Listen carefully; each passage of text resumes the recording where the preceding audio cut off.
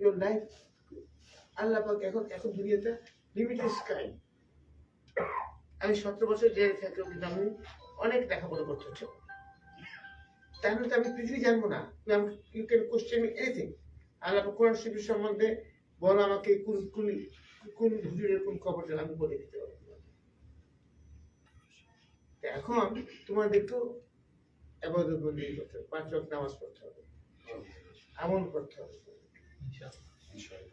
এবং তোমাদেরকে একটা ডিসিপ্লিন লাইফ লিড করতে হবে, অর্গানাইজড লাইফ লিড করতে হবে, টাইম ম্যানেজমেন্ট শিখতে হবে, এবং লেখাপড়া করতে হবে, নিজেকে লেখাপড়া সমৃদ্ধশালী করতে হবে, যাতে তুমি যে কোনো নিজেকে তুলব মনে হয়, খেলাধুলা করতে হবে, এবং তোমরা যেটা করতেছো সেটা করতে হবে। তা ওইটা করবো না, ওইটা করবো না, ওইটা করবো, ওইটা করবো হবে না। ব্যায়াম করতে হবে। ব্যায়াম করলে কনফিডেন্স বাড়ে, আত্মবিশ্বাস বাড়ে।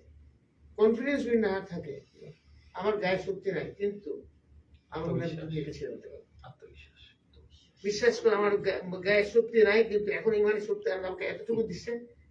কেমনে আত্মবিশ্বাস কোথায়? এখান থেকে আসছে, কলব থেকে আসছে। কি বলে কলব?